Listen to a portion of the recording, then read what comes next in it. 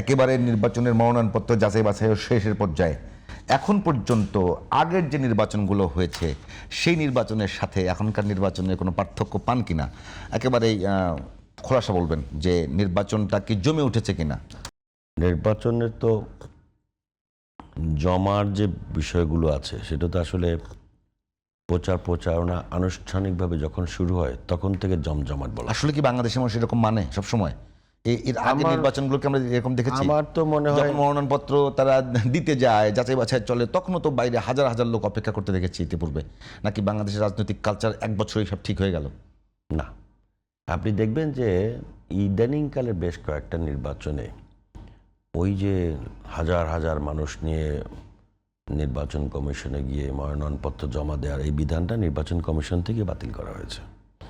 তারা বলে দিচ্ছেন 5 জন যেতে পারবে সেখানে। জি, ভিতরে। বাইরেও যাওয়া নিষেধ আছে, শোভাযাত্রা সহকারে যাওয়া যাবে না, এই ধরনের বক্তব্য আছে।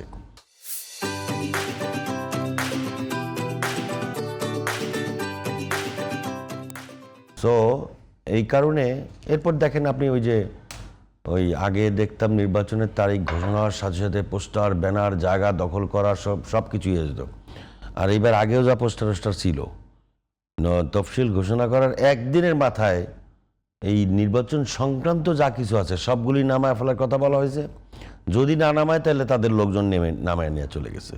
আইন শুধু কি আইনের কারণে মানে উৎসব? হ্যাঁ, আইনের কারণে নাকি মানে আপনাদের দলের মধ্যে যে মনোনয়ন দেওয়া হচ্ছে প্রত্যেকে মনোনয়ন কনফার্ম থাকবে কিনা এটা আমাদের আর তাদের নাই। নির্বাচনী আমেজ যথেষ্ট পরিমাণে আছে গ্রামে গঞ্জের মানুষ। আপনারা তো গ্রামে গঞ্জে এখন যাওয়ার সময় কম পান, আমরা কিন্তু প্রায় যাই। কালকে এসছি আমি, সময় কম পান বলেছি, কিন্তু আমরা কিন্তু প্রায় যাই, প্রতি সপ্তাহেই যাই। সো আমরা দেখি মানুষের মধ্যে আগ্রহটা ব্যাপক। মানুষ একটা সুষ্ঠু গ্রহণযোগ্য নির্বাচনের মধ্য দিয়ে তাদের যে সাংবিধানিক অধিকারটা সে অধিকারটা প্রয়োগ করার জন্য ব্যাকুল। কিন্তু বিভিন্ন কারণে ওই যে বললাম পোস্টার ব্যানার লাগানো যাবে না, তারপর আরও কী আইন টেইন করছে, এই সমস্ত আইন নিয়েও মানুষ খুব শঙ্কার মধ্যে আছে। ওই যে সংস্কারের মধ্যে যে এইটা উল্লেখ করে নাই যে ভোট মনে মনে দিলে এটা কাস্ট করে নেওয়া যাবে, এরকম একটা সংস্কার যে হয় নাই, এটা একটা বড় সৌভাগ্য আমাদের। তার মানে সংস্কারকে বিএনপি খুব নেগেটিভভাবে দেখতেছে? না, সংস্কারের নামে, কথা তো এরকম, সংস্কারের নামে এই যে 2টি বছর জাতির জীবন থেকে কেড়ে নেওয়া হয়েছে, সংস্কার বুলিয়া উড়িয়ে এই যে ঘোলা পানিতে মাছ শিকার করা হয়েছে এবং এর দ্বারা জাতি কি উপকৃত হয়েছে, এই 2 বছরে জাতি কত পিছনে গিয়েছে।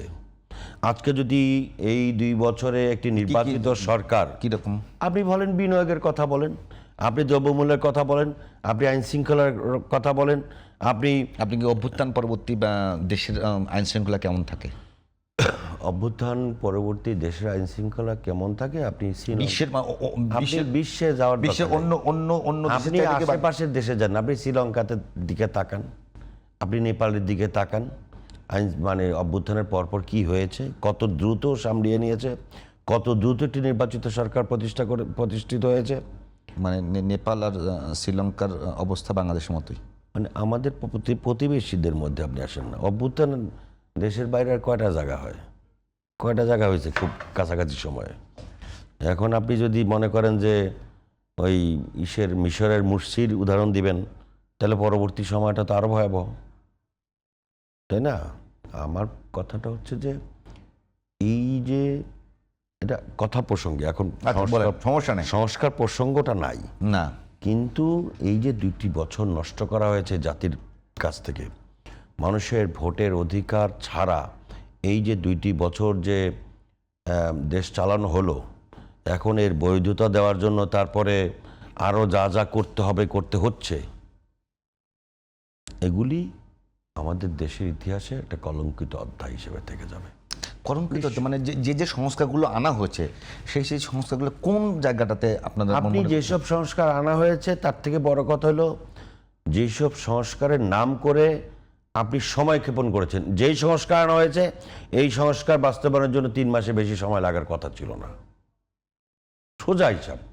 তার থেকে বড় কথা হলো বিএনপির যে 31 দফার যে কর্মসূচি দেয়া আছে তার 80% এই সংস্কারের মধ্যে ছিল। বাকি জিনিসগুলো আপনাদের 80% যদি থেকেই থাকে তাহলে সবচেয়ে বেশি বিএনপির পক্ষ থেকেই কেন বাকি- মানে মানে ওই যে দ্বিমত করা হয়েছে? কিছু কিছু বিষয় আছে জোর করে চাপিয়ে দিয়ে জাতীয় ঐক্যমতের ভূতের নামে আরেকটা ফ্যাসিবাদী কায়দায় কিছু জিনিস চাপিয়ে দেওয়ার চেষ্টা করা হয়েছে।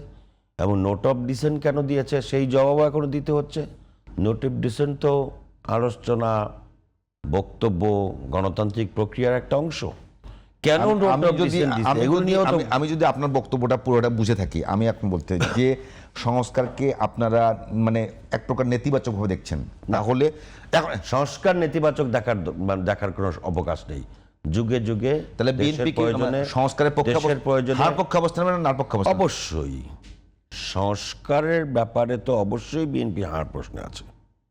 সংস্কারের বাইরে তো বিএনপি চিন্তা করেন, বরং সবার আগে চিন্তা করেছে বিএনপি। সবার আগে সংস্কার কি এই মূলা ঝুলানোর আগে সংস্কার জাতির সামনে দিয়ে রাখছে দেশ এবং জাতিকে। আমি যেটা বলতেছি, সামনে তো গণভোট আছে, একই দিনে জাতীয় নির্বাচনের দিন গণভোট হবে। আমার প্রশ্ন হলো যে গণভোটের দিন বিএনপি হার পক্ষে অবস্থান নেবে, সেটা আপনার মানে সময় আছে তো।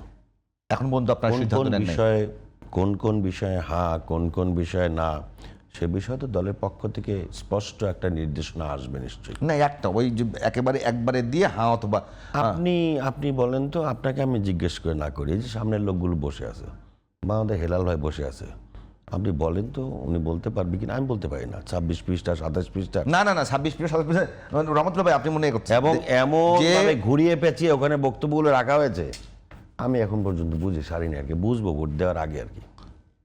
না, আমার কথা হচ্ছে আপনি তো ব্যক্তি রহমতুল্লাহকে বলছেন, আপনাদের দলের স্ট্যান্ডটা কি? দলের স্ট্যান্ড দল পরিষ্কার করবে। দল যেভাবে স্ট্যান্ড নেবে, দল যেভাবে ব্যাখ্যা করবে জাতির সামনে, সেভাবে আমরা কাজ করব।